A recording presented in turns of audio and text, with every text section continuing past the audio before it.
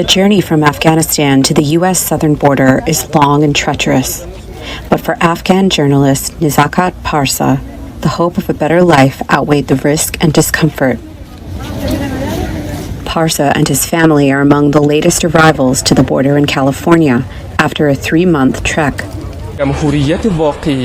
Back in Afghanistan's capital, Kabul, Parsa worked for the broadcaster Rahe Farda, hosting a politics talk show called, quote, Arman Shahar, or Hope of the City. But when the Taliban returned to power in 2021, Parsa says restrictions made work in the media tough. As a journalist in Afghanistan, I was at risk and we did not have safety. Therefore, we decided to come to the U.S. With his wife and 2 children, aged 12 and 9, Parsa traveled to Iran in 2022.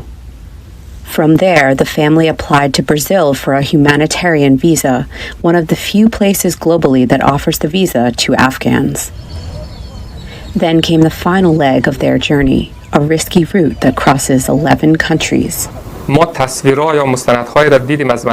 seen the images and documentaries that showed the bodies of travelers scattered on the way. They were, for instance, eaten by crocodiles.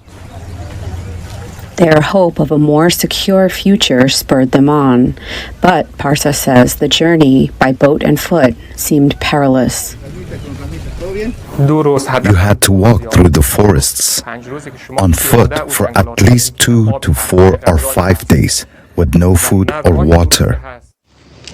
At one point, the family was loaded onto fast-moving boats in the middle of the night.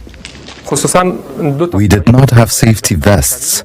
The number of people on the boats was manifold. It was very difficult. Reaching Mexico, Parsa scheduled an appointment via the U.S. Customs and Border Protection app CBP-1.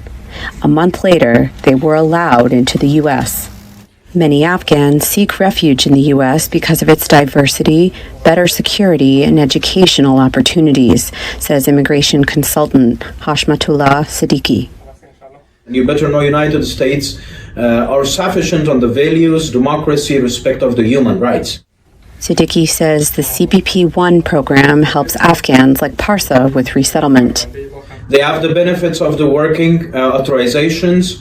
They have the socials. They legally applied for their asylum based on the persecutions. Their asylum has been approved.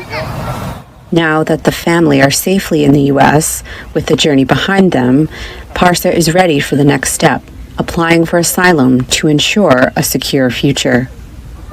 For Fahim Sediqi in Sacramento, California, Elizabeth Cherneff, VOA News.